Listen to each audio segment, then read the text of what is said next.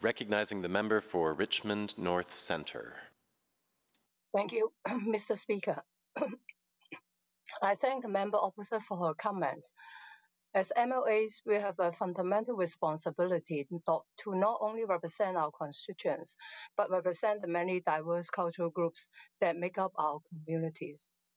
Regardless of our personal political beliefs, we must all be allies in our fight against racism and intolerance in this province. And amidst these horrific events, it gives me great hope and pride to see so many MLAs speaking out against the rise in anti-Asian hate that our province has experienced this past year. Although we are discussing anti-Asian racism, I think it is also important to recognize the heartbreaking discovery of a burial site of 215 children at the former Kamloops Indian Residential School. Our hearts go out to the family of those impacted by this horrific discovery. This pandemic has shown a dark light on how deeply racism and intolerance are still rooted in parts of our society. Last year, more anti-Asian hate crimes were reported in Vancouver, a city of 700,000 people, than in the top 10 most populous U.S. cities combined. Almost 1 out of every 2 residents of Asian descent in British Columbia have experienced a hate incident in the past year.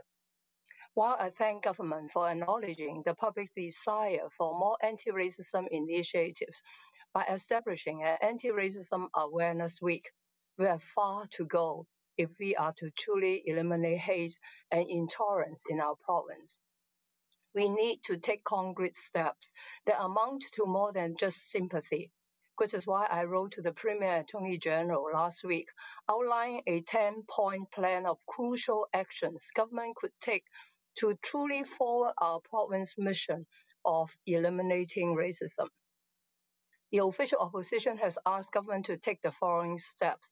Number 1, activate a select standing committee on education to review policies and actions that have contributed to the rise in racism and conduct a comprehensive examination of the current state of racism in BC by working with organizations and community representatives to provide recommendations on how we can improve.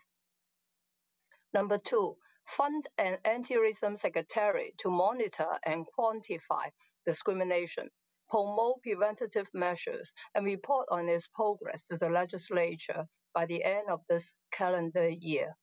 Number 3, quickly implement and activate the hotline for British Columbians to report racist incidents announced on April the 30th, 2021. Number 4, increase funding to the multiculturalism and anti-racism programs. Number 5, develop more educational tools and resources for the K-12 education curriculum to combat racism and educate students about the contributions of immigrants to British Columbia.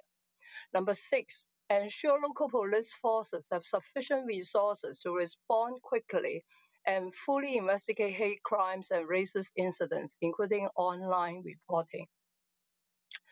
Number 7, ensure that the Attorney General's Crown Prosecution Service treats racist incident as a priority for charge determinations and prosecutions.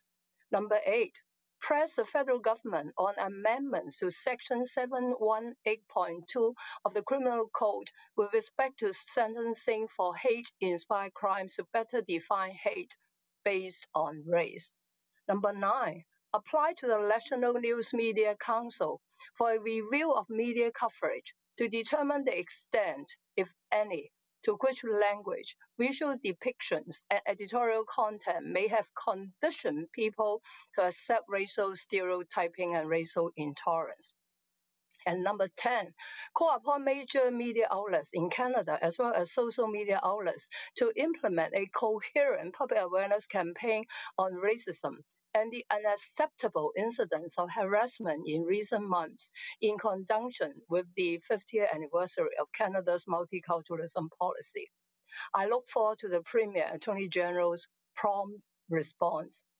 Implementing this step will go a long way to securing a bright and tolerant future for all.